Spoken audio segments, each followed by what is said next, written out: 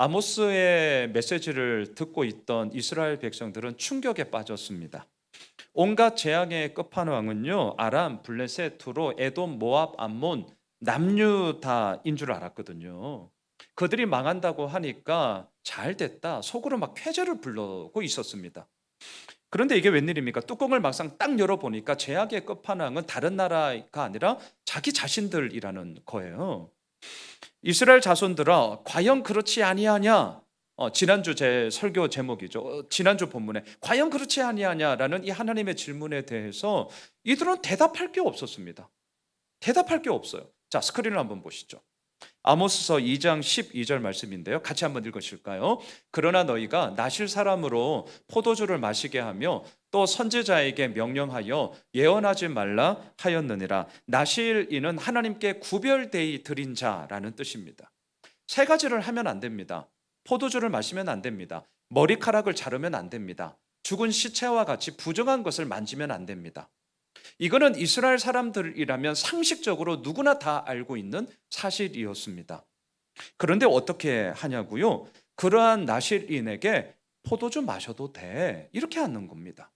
또한 선지자에게 너 예언하지 마, 이렇게 명령을 하는 것이죠. 자, 북이스라엘 사람들이 왜 이렇게 했냐는 거예요. 더 이상 듣기 싫었거든요. 왜 더 이상 듣기 싫었을까? 나실인의 약속을 지키지 않아도, 또한 선지자의 예언이 없어도 우리의 힘과 능력으로 얼마든지 잘 먹고 잘 살 수 있는데, 또 그렇게 살고 있는데 이딴 게 뭐가 필요하냐? 라는 그러한 자기 스스로의 자만함이 있었기 때문입니다. 아모스 첫 시간대에 제가 이렇게 말씀을 드렸습니다. 지금 아모스의 메시지를 듣고 있는 북이스라엘 백성들은 여로보암 2세의 치하하에 엄청나게 잘 먹고 잘 살고 있는 상황이었다. 최고의 전성기를 누리고 있었습니다. 강력한 군사력을 바탕으로 빼앗겼던 영토를 회복하고 오히려 더 확장하고 있었고요. 경제적인 호황을 누리고 있었습니다. 뭐 문제가 없었어요. 그러다 보니까 사람들의 반응이 뭐겠습니까? 아니, 이렇게 잘 먹고 잘 살고 있는데 뭐가 더 이상 필요한 거야? 그러면서 듣지를 않는 거죠. 자, 오늘 첫 번째 포인트인데요. 참 듣는다라는 것. 오늘 말씀의 제목도 이 말씀을 들으라 라고 하는데, 듣는다는 거. 이게 생각보다 정말 어렵습니다. 듣는다는 게 진짜 어려워요. 왜냐하면 이미 가지고 있는 나의 생각, 나의 경험, 나의 전제, 소위 내 안에 내가 너무나 많이 있기 때문인데요. 자, 앞에 스크린을 한번 보시죠. 요한복음 3장 3절 4절인데요. 같이 한번 읽어보시죠. 시작. 예수께서 대답하여 이르시되 진실로 진실로 내게 이르노니 사람이 거듭나지 아니하면 하나님의 나라를 볼 수 없느니라. 니고데모가 이르되 사람이 늙으면 어떻게 날 수 있사옵나이까? 두 번째 모태에 들어갔다가 날 수 있사옵나이까? 우리가 너무나 잘 알고 있는 본문이잖아요. 많은 분들은 이 구절을 이렇게 해석을 해요. 니고데모가 이렇게 어리석었다. 아니, 이게 뭐 말이 되는 질문이냐? 말도 안 되는 질문을 하고 있다. 니고데모는 이렇게 어리석었다. 거듭남의 의미를 몰랐기 때문에 말도 안 되는 질문을 한다. 대부분 이렇게 해석을 하셔요. 근데 아니에요. 그렇지 않습니다. 니고데모, 바보가 아니거든요. 이름의 뜻이 백성의 승리자라는 뜻입니다. 우리나라는 국회의원이 300명입니다. 하지만 당시 이스라엘은 국회의원이 71명이에요. 여러분, 71명밖에 없어요. 그 중에 한 명이 니고데모입니다. 바보 절대 아니거든요. 오히려 남들보다 더 많이 배우면 배웠지, 더 많이 가지고 있으면 가졌지, 절대 밀리는 사람이 아니었어요. 오히려 다른 사람들에게 영향력을 끼치는 자였습니다. 그런 니고데모가 거듭남의 의미를 몰라서 이러한 어리석은 질문을 했다, 그렇게 해석하시면 안 돼요. 그건 너무 나이브한 해석입니다. 그럼 뭐냐? 니고데모는 거듭남을 말씀하고 계시는 예수님의 그 말을 이렇게 들으면서 회의적이었어요. 다시요. 오늘 첫 번째 포인트, 듣는다는 것이 쉽지 않습니다. 이렇게 예수님이 거듭남에 대해서 쭉 얘기하시잖아요. 그런데 그 말을 들으면서 사실 니고데모의 마음 가운데는 회의적이었어요. 다시 말하면 내가 지금까지 많은 사람들을 만나봤는데, 특별히 정치인이거든요. 국회의원이에요. 니고데모는 얼마나 많은 온갖 종류의 사람들을 다 만나지 않았겠습니까? 그러면서 니고데모의 결론이 이거였습니다. 사람이 과연 바뀔 수 있나? 예수님이 지금 거듭남에 대해서 얘기하는데 거듭남, 변화 참 좋은 주제인데 실질적으로 사람이 과연 바뀔 수 있을까? 이 질문에 대해서 니고데모는 대답을 가졌습니다. 쉽지 않다. 정치인으로서 정말 온갖 종류의 사람들을 다 만나봤는데 사람 쉽게 바뀌는 거 아니던데? 이 생각을 니고데모가 사실 가지고 있었거든요. 너무 회의적이었어요. 그래서 의도적으로 4절에서 불가능한 것을 일부러 묻고 있는 겁니다. 니고데모가 이르되 사람이 늙으면 어떻게 날 수 있죠? 엄마 모태에 들어갔다가 다시 나와야 됩니까? 이거 불가능하다는 것을 알아요. 근데 의도적으로 불가능한 것을 질문하고 있는 겁니다. 이 질문의 방점은 어디에 있느냐? 어떻게라는 이 단어를 잘 보셔야 돼요. 어떻게? 이게 무슨 말이죠? 과연 사람이 바뀔 수 있는가? 과연 사람이 변화될 수 있는가? 이것에 대한 그러한 회의적인 부분들이 어떻게 이렇게 나타나고 있는 거죠. 니고데모의 마음이에요. 예수님은 이 니고데모의 마음을 너무나 잘 알고 있었습니다. 그래서 말씀하십니다. 스크린을 보십시오. 3장 5절에서 이렇게 말씀하셔요. 같이 읽습니다. 예수께서 대답하시되 진실로 진실로 내게 이르노니 사람이 물과 성령으로 나지 아니하면 하나님의 나라에 들어갈 수 없느니라. 한마디로 말하면 너의 힘과 너의 열심으로는 절대 바뀔 수 없을 거야. 하지만 물과 성령으로, 다시 말하면 하나님의 하시면 사람은 바뀌어. 그 바뀜의 이야기가 누구의 이야기예요? 지금 우리의 이야기예요. 하나님으로 인하여 믿는다는 것은요, 단지 일요일이 되어서 교회에 나가는 수준이 아니라니까요. 이 변화의 이야기는 남들 볼 것 없어요. 그냥 나 자신을 보세요. 저를 보세요. 바뀌었거든요. 변화되고 있거든요. 완벽하진 않다 할지라도요, 그 가운데서 몸부림의 이야기가 우리 가운데 있잖아요. 하나님이 하시면 되는 거죠. 여러분, 듣는다는 게 이처럼 정말 쉽지 않습니다. 그래서 어떤 경우에는 듣는 것 같은데 사실 듣는 척하는 거예요.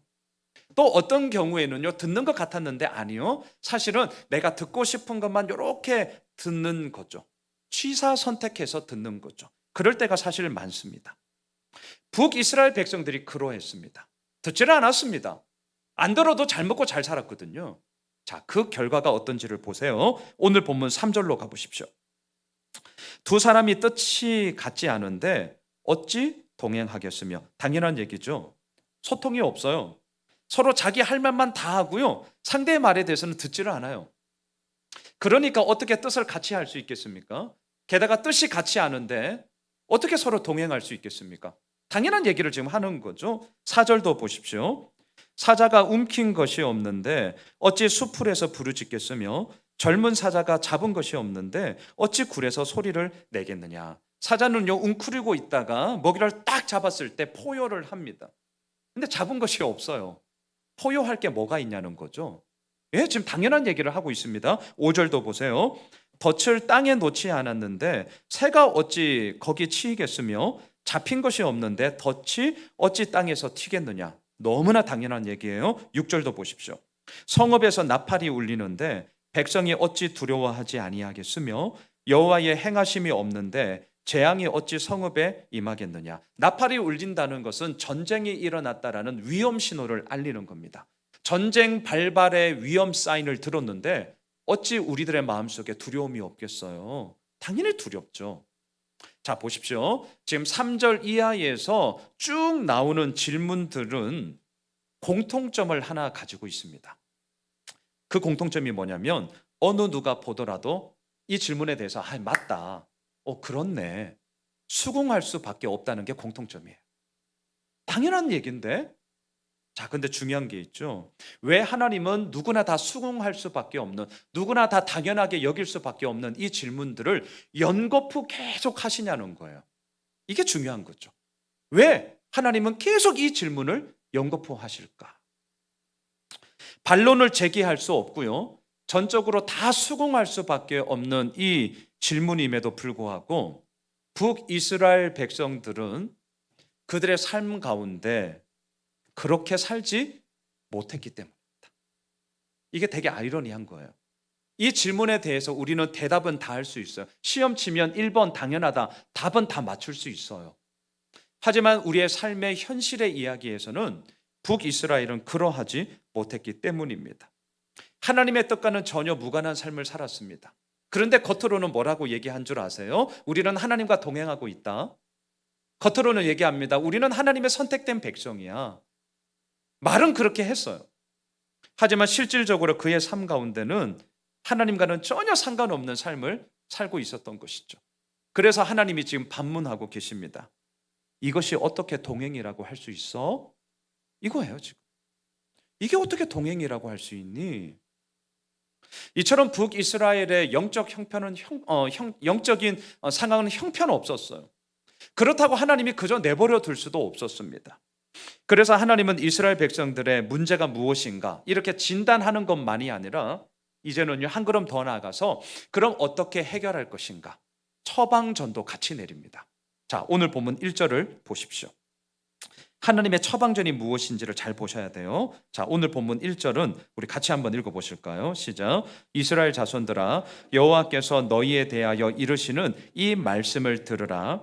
애굽 땅에서 인도하여 올리신 모든 족속에 대하여 이르시기를. 자, 아모스가 이제 외치고 있습니다. 여호와께서 너희에 대하여 이르시는 이 말씀을 들으라.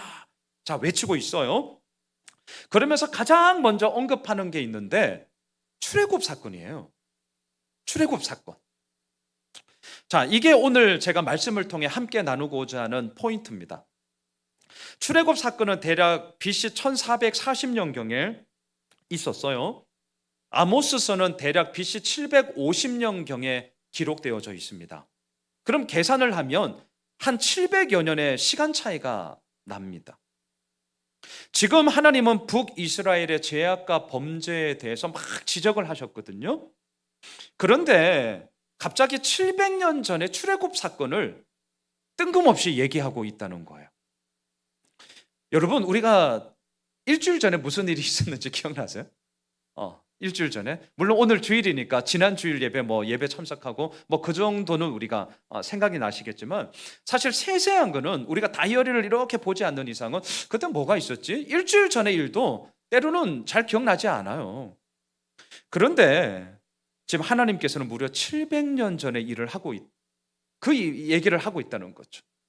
우리 같으면 고려시대 얘기를 하고 있는 거예요.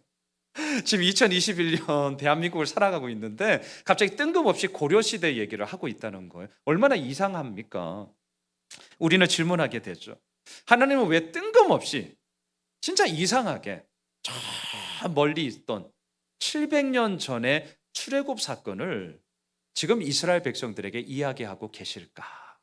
자, 이게 이제 오늘 우리들의 궁금함이자 이것에 대한 대답이 저의 설교의 결론이에요.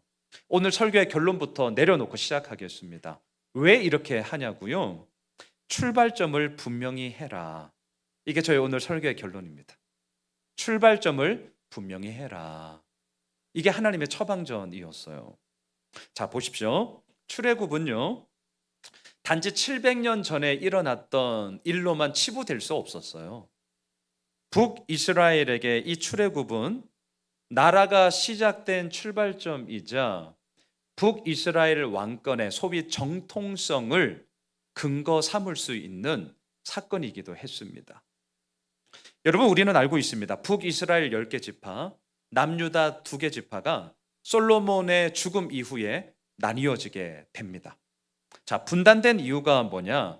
솔로몬의 과도한 세금 징수와 노동력 착취 때문이었어요. 제가 이 부분에 대해서는 열왕기상 강해를 하면서 많이 말씀을 드렸어요. 솔로몬 하면 우리는 지혜의 왕, 지혜의 대명사입니다. 분명합니다. 하지만 모든 인생 가운데는 밝은 명이 있다면 어두운 암도 있어요. 명암이 있어요.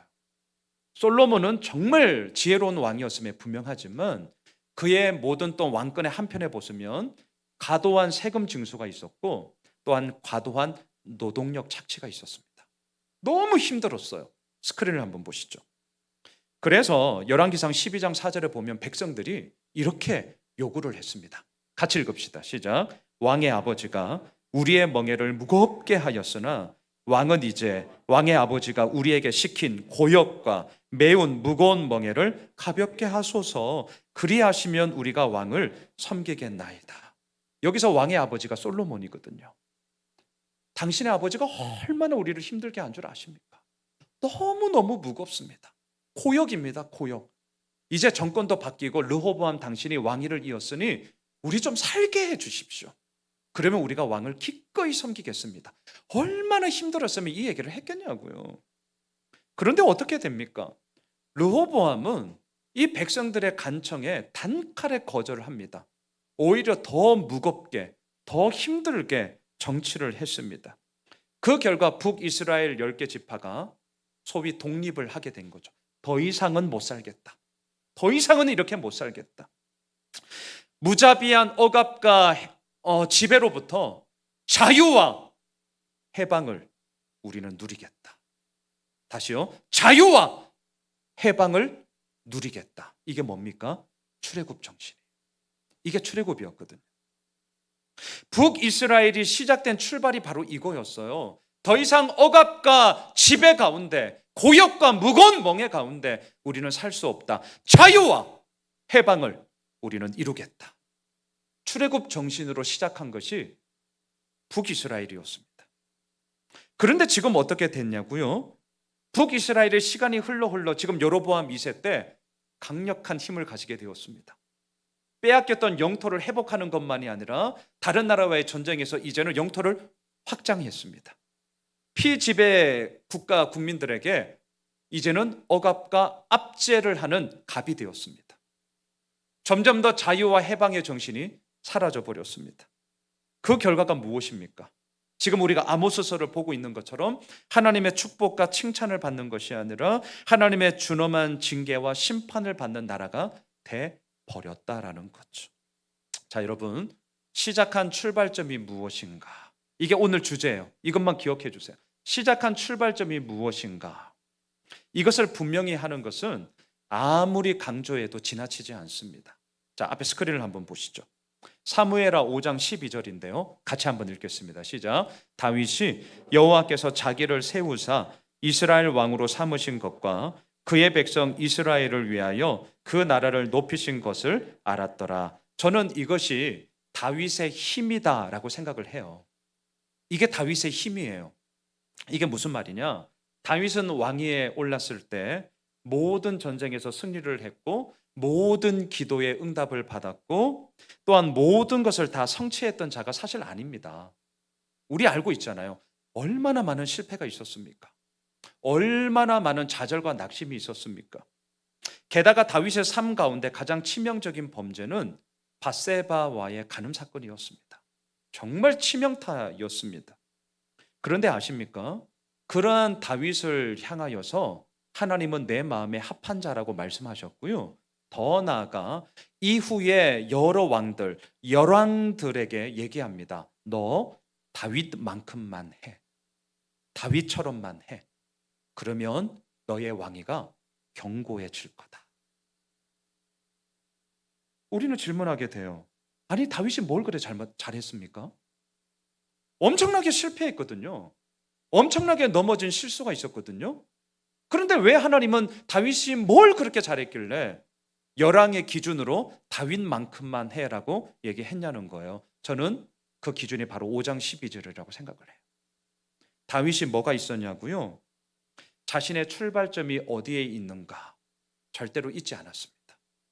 여호와께서 자기를 세우사, 다시요, 하나님께서 나를 세우사 이스라엘의 왕으로 삼으셨다. 이걸 잊지 않았어요. 자신의 출발점을 결코 잊지 않았습니다. 여러분, 이렇게 한다는 거 쉽지 않습니다. 왜냐하면 우리나라는 지금 행정, 사법, 입법, 소위 삼권 분립이 되어져 있지만 이때는 절대 왕정 시대예요. 모든 권력의 최고 정점이 왕입니다. 왕이 되면 힘과 권세가 있습니다. 자기 이름을 내세우고 싶어요. 자신의 업적이 이렇다라는 것을 자랑하고 싶어요. 이게 사람 마음이에요. 때로는 자기의 이기적인 욕망을 가장 그럴싸한 명분으로 포장해서 내가 이렇게 나라를 위해서 이루었다라고 치장할 수 있는 자리가 왕의 자리입니다.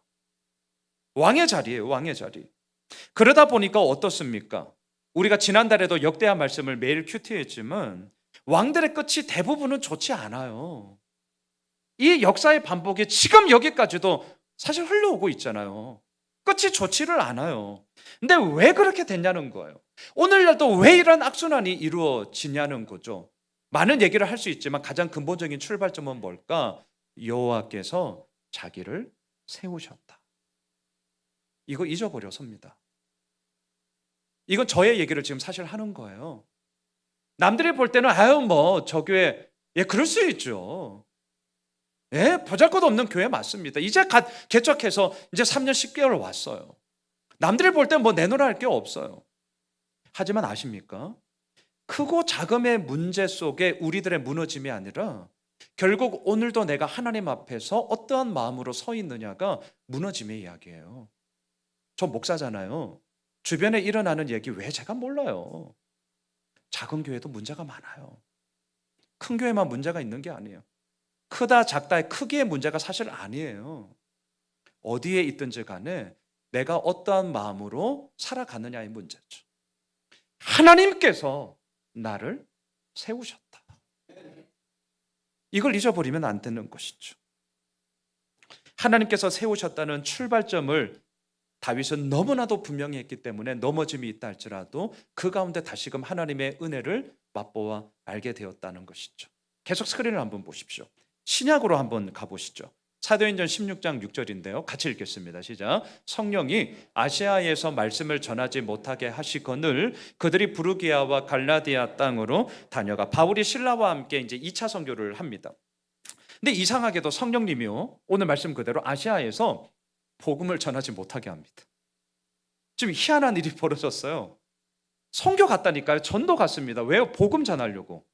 근데 누가 막느냐면 안 믿는 사람이 막은 게 아니라 성령님께서 막았어요. 의아하지 않으세요? 자, 막았어요. 어떻게 해야 됩니까? 아니, 순종해야죠. 순종해야죠. 근데 바울이 순종하지 않았어요. 여러분, 이런 부분에서 이렇게 뭐랄까 동질감을 느끼지 않으세요? 사도 바울 순종하지 않았어요. 막았거든요. 근데 어떡합니까? 부르기아와 갈라디아 땅으로 갔어요. 오늘날의 터키 지역입니다. 아시아 지역이에요.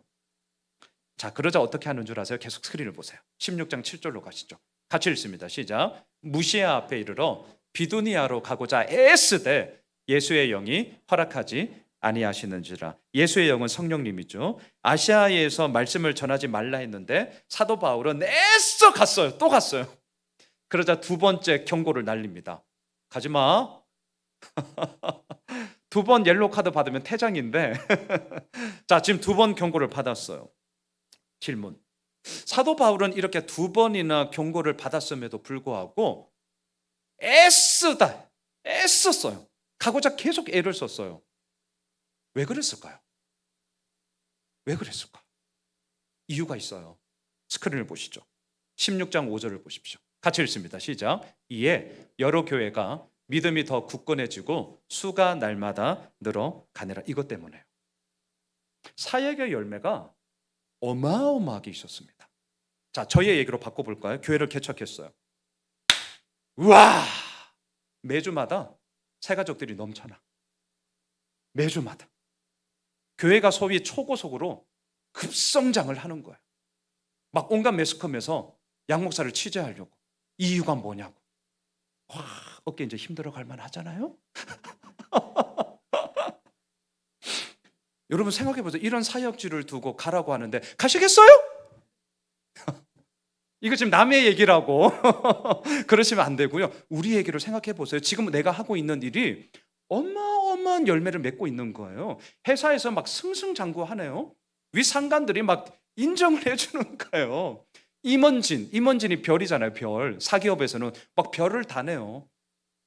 막 사업을 하는데 이게 웬 겁니까? 막 그냥 돈을 막 그냥 긁어 모. 남들은 코로나 때문에 힘들다 하는데 왜 이렇게 돈이 많지 이렇게 그걸 떠나라고 하는데 떠날 수 있겠냐는 거예요. 이거 쉽지 않습니다. 사도 바울이 그래서 못 떠난 겁니다. 나쁜 짓을 한 것도 아닙니다. 복음을 전했습니다. 하나님 말씀 전했습니다. 정말 생명을 다해 전도했습니다. 그랬더니 교회가 굳건해졌습니다. 성도의 수가 막 날마다 늘어난 거예요. 할렐루야죠, 할렐루야. 그런데 떠나라는 거예요. 두 번의 경고가 있었어요. 아시아에서 계속 사역을 하려고 했어요. 그러자 최후의 경고를 날리십니다. 자, 계속 스크린을 보시죠. 16장 9절과 10절인데 같이 읽읍시다. 시작. 밤에 환상이 바울에게 보이니 마게도냐 사람 하나가 서서 그에게 청하여 이르되 마게도냐로 건너와서 우리를 도우라 하거늘 바울이 그 환상을 보았을 때 우리가 곧 마게도냐로 떠나기를 힘쓰니 이는 하나님이 저 사람들에게 복음을 전하라고 우리를 부르신 줄로 인정함이라. 그래서 바울은 아시아에서의 사역을 멈추고 스탑하고 이제 유럽으로 건너간 것이죠. 자, 이렇게 한 이유가 뭐냐면 선교의 출발점이 뭐냐라는 거예요. 사역의 출발점이 뭐냐라는 거죠. 내가 하고 싶은 것, 내가 원하는 것을 하는 것이 사역의 출발점이 아니잖아요. 그러면 큰일 나죠. 선교의 출발점이 뭡니까? 와, 다른 나라 가면 여행하고 다른 나라의 문화도 좀 보고, 물론 그거 있습니다. 우리가 단기 선교 가면 끝에 한 하루 또는 길게는 이틀 정도는 그 나라의 좀 뭐 유명한 유적지나 사적지, 관광지 가요. 저 좋습니다. 네. 왜냐하면 그 나라의 문화도 그렇게 우리가 짧은 시간이지만 경험하기 위해서, 어차피 단기 선교기 때문에 한계가 있기 때문에 그렇게 하는 거 좋아요. 하지만 그럼에도 불구하고 내가 원하는 것만을 하겠다라는 마음으로 사실 우리가 가지는 않잖아요. 어떻게 하면 더 줄 수 있을까? 어떻게 하면 그 짧은 시간 안에 그래도 그네들에게 조금이라도 도움이 될 수 있을까? 이게 단기 선교의 출발점이에요. 이게 사역의 출발점이에요. 사도 바울이 이 환상을 통하여서 자신의 출발점이 어디에 있는지를 직면하게 된 거죠. 가시적으로 열매가 엄청 많았습니다. 진짜 많았어요. 여기서 사역하면 뭐 어마어마한 그런 스팟라이트를 받게 되는 거죠. 하지만 하나님은 말씀하십니다. 마지막 10절. 하나님이 저 사람들에게 복음을 전하라고 우리를 부르셨다. 이거 쉽지 않습니다.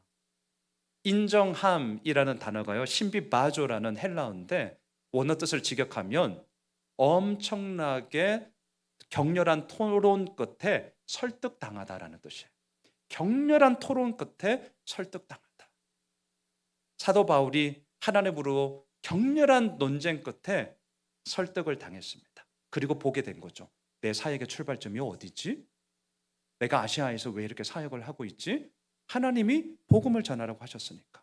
근데 그 주체이신 하나님이 이제 유럽으로 가라고 하시니 그 출발점 앞에 서게 되었던 것이죠. 지난주 우리는 교회 공간에 대한 방향을 결정했습니다. 오늘부터 우리 공간 추진위원회가 모여서 앞으로 어떻게 할 것인가, 실제적인 방안들을 계획하고 이제 진행하게 될 것입니다. 저는요, 이번 한 주간 새벽마다 기도하는데 이런 생각이 들었어요. 어떤 생각이냐면 한번 들어보세요. 두 교회가 건축을 했어요. 두 교회가. 이제 저의 생각에서 막 떠오른 거예요. 두 교회가 건축을 했어요. 어느 한 교회는 준공을 했고요. 어느 한 교회는 너무나 안타깝게 도중에 스탑을 하게 되었어요. 자, 사람들은 말을 합니다. 준공한 교회를 향하여서는 믿음의 승리다. 믿음의 승리다. 하나님께서 이루셨다. 막 환호하는 거예요. 그런데 너무나 안타깝게도 준공을 하지 못하고 도중에 멈춘 교회에 대해서 사람들이 이렇게 얘기를 하는 거예요. 탐욕의 좌절이야. 다시요. 탐욕의 좌절이야. 너무 과욕한 거야. 그러면서 저 안에서 이렇게 질문을 했습니다. 양 목사. 이렇게 판단하는 기준이 뭐니? 저 스스로 계속 기도하면서 그 생각이 들었어요. 양 목사, 그렇게 판단하는 기준이 뭘까? 저도 그렇게 판단하거든요, 사실. 믿음인지 탐욕인지 그것을 구분할 수 있는 차이가 뭐지? 사람들이 얘기하는 것처럼 결과가 좋으면 믿음의 승리고 결과가 나쁘면 탐욕의 좌절이라고 할 수 있니? 네. 그 생각이 계속 들었어요, 기도하는데. 다시요. 결과가 좋으면 믿음의 승리고 결과가 나쁘면 탐욕의 좌절입니까? 여러분 어떻게 생각하세요? 믿음인가 탐욕인가?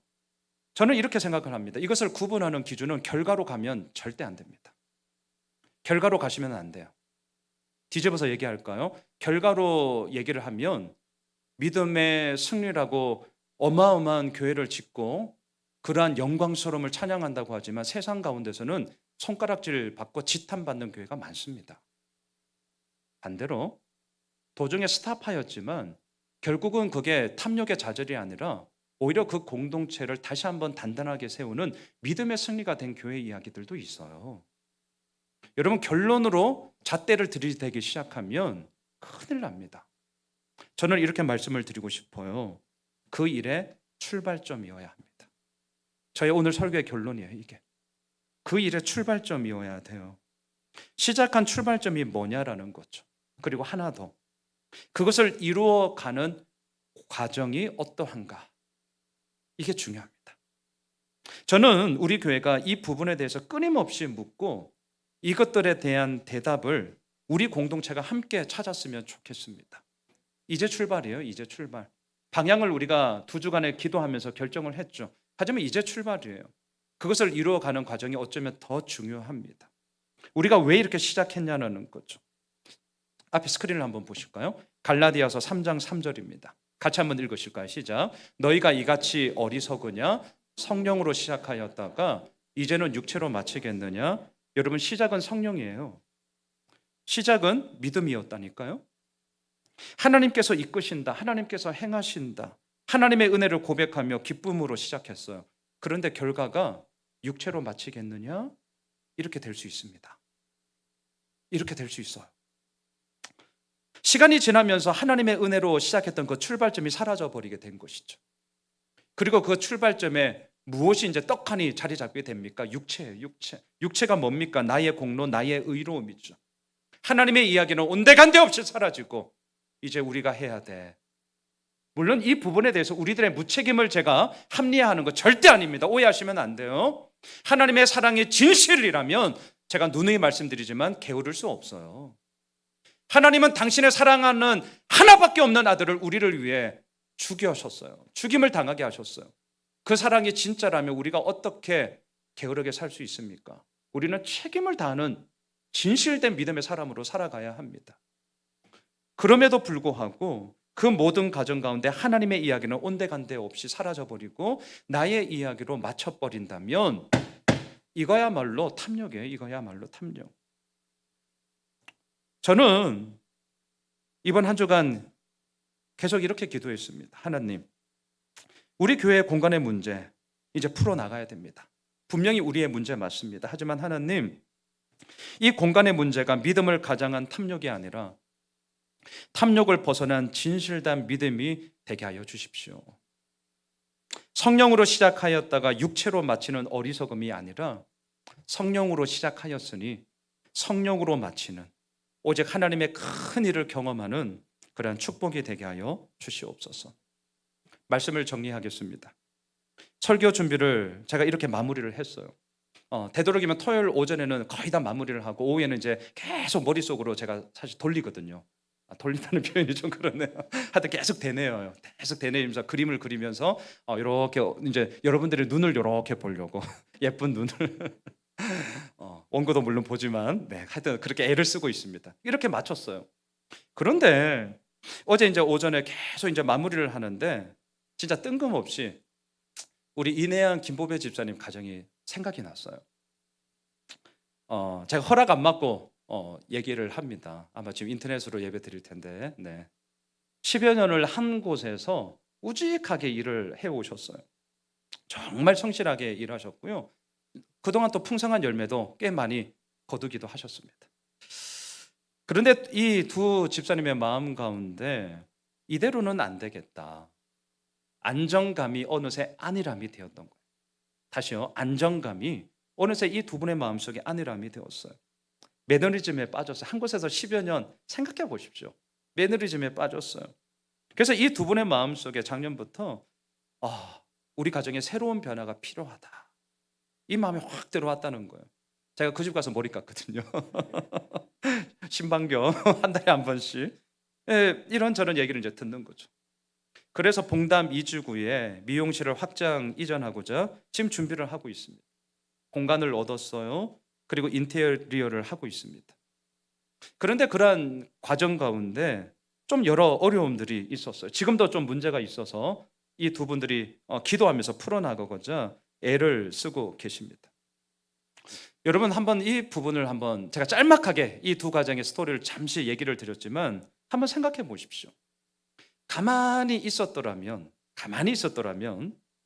적어도 이런 지금의 일은 겪지 않았을 거예요. 적어도 가만히 있었더라면 지금 이 두 분이 겪고 있는 마음고생 꽤 크거든요. 제가 지금 기도하고 있어요, 집사님. 마음고생 적어도 이렇게까지 신경 쓸 필요는 없었을 겁니다. 어쩌면 왜 사서 이렇게 고생할까? 이러한 고민, 이러한 갈등을 겪을지도 모르겠습니다. 하지만 중요한 게 있습니다. 중요한 게 있어요. 왜 그 일을 시작했는가요? 왜 그 일을 시작했는가? 출발점이죠. 출발점. 안일함에 빠진 매너리즘이 아니라 정말 새로운 변화를 이루어 가고 싶다. 두 분의 말씀에 저 역시 그때 잘했다, 저 지지했거든요. 응원했어요. 그 길 가시라고. 두 분의 마음속에 그런 마음이 들었다면 가십시오. 그렇게 하십시오. 그리고 계속 저도 기도하고 있어요. 여러분, 이런 비단 이 집사님 가정만의 일은 결코 아닙니다. 우리도 마찬가지예요. 뭔가 해보려고 하는데 개선의 여지가 없을 때가 있더라고요. 그럴 때가 있어. 뜻대로 되지 않아서 이게 뭐지? 낙심할 때가 분명히 있습니다. 괜히 했나? 후회할 때가 있습니다. 그럴 때가 있어요. 하지만 여러분, 잊지 마십시오. 그때 우리가 해야 될 일이 있어요. 앞으로 잘 될 거야, 막연한 장밋빛 희망 던지지 마십시오. 앞으로 어떻게 될지 모르는 결론을 잡지도 마십시오. 앞으로 어떻게 될지 우리가 어떻게 알아요? 막연한 장밋빛 희망 던지지 마십시오. 그럼 뭘 해야 되느냐? 내가 왜 이 일을 시작했지? 이미 내 안에 있고 이미 내가 붙잡고 있는 그 출발점을 분명하게 다시 한번 기억하는 겁니다. 그리고 그렇게 시작하게 하신 하나님이 오늘도 나와 함께하고 있음을 믿으면서 나아가는 거예요.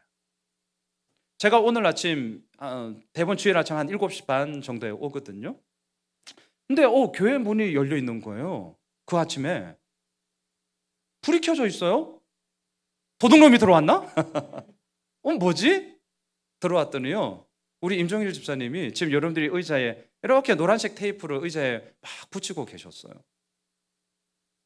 집사님의 마음에 기존에 붙여놨던 한 칸 띄어 앉기 이 스티커가 어떤 건 막 구겨지고 막 어떤 건 떨어지고 이래서 막 이 스카치 테이프로 막 덕지덕지 붙어 있는 게 막 너덜너덜 하니까 너무 마음에 보기에 좀 좋지 않으셨던 거죠. 그래서 이렇게 마음에 이거 좀 떼고 좀 새롭게 변화하면 좋겠다라는 마음이 시킨 거 아닙니다. 자발적으로 그 마음이 드셔서 그 아침에 막 붙이고 계신 거예요. 목사 마음이 어떻겠습니까? 당연히 감사하죠. 너무너무 마음이 감사했어요. 교회를 생각하는 마음이 너무 고마웠어요. 그리고 사실은 더 나아가서 저는 우리 교회의 출발점이 어디냐? 저는요, 목사 혼자 하는 교회도 되어서는 안 되고요, 목사 혼자 해서도 교회는 안 됩니다. 저는 그런 교회 절대 꿈꾸지 않습니다. 우리 교회의 출발점은 분명합니다. 우리 모두가 함께 묻고 또한 우리 모두가 함께 듣고 우리 모두가 함께 따르는 교회로서 우리가 이 공동체를 세워 나아가고 싶어요. 그러한 정신을 갖고 있는 것이 오늘 아주 정말 저에게는 참 기쁜 사건이었어요. 우리 집사님이 자발적으로, 물론 우리 집사님만이 아닙니다. 평일에도 또 각각의 사역을 맡고 있는 집사님들이 누가 말하지 않은 거 아니에요. 알아서 또한 마음의 자원함으로 우리 교회가 오늘 이 자리까지 왔습니다. 저는 오늘 아침 너무나 감사했어요. 그래도 우리 교회의 이 정신이 이렇게 지금도 여기까지 흘러가고 있고 오늘도 우리를 이끌어 가고 있구나. 사랑하는 예수오미실 가족 여러분, 오늘 본문 2절을 한번 가보십시오. 오늘 본문 2절, 내가 땅의 모든 족속 가운데 너희만을 알았나니 그러므로 내가 너희 모든 죄악을 너희에게 보응하리라 하셨나니. 하나님의 마음이 보이셔야 됩니다. 땅의 모든 족속 가운데 너희만을 알았다. 이 말은요, 이스라엘 외에 다른 민족은 나는 몰라, 어떻게 되든 나는 상관없어, 아니요, 배타적인 독단성을 얘기하는 게 아니라 이스라엘 백성들을 향한 하나님의 사랑이 이것만큼 진실되다, 이것을 뜻합니다. 진실되다. 사랑을 쏟아 부었습니다. 온 마음을 다했습니다. 그런데 이스라엘 백성들은 그 사랑을 외면해 버렸습니다. 그리고 자기 멋대로 살아가고 있습니다. 사랑하는 예수 홈메시지 가족 여러분, 우리는 이러지 맙시다. 우리 이러면 안 됩니다. 하나님은 오늘도 우리에게 말씀하십니다. 나는 너만 알아. 나는 너만 사랑한다. 우리는 하나님께 고백해야 됩니다. 하나님, 우리는 하나님만 사랑해요. 하나님만 사랑해요. 바라기는 성령으로 시작하였다가 육체로 마치는 어리석음이 아니 되길 원합니다. 성령으로 시작하였으니 우리 성령으로 마칩시다. 하나님으로부터 출발하였으니 하나님의 이름만이 드러나는 교회가 됩시다. 예수 그리스도만이 이 세상의 유일한 답임을 증거하는 공동체로 계속해서 달려가는 저희 교회가 되시길 주님의 이름으로 축복합니다.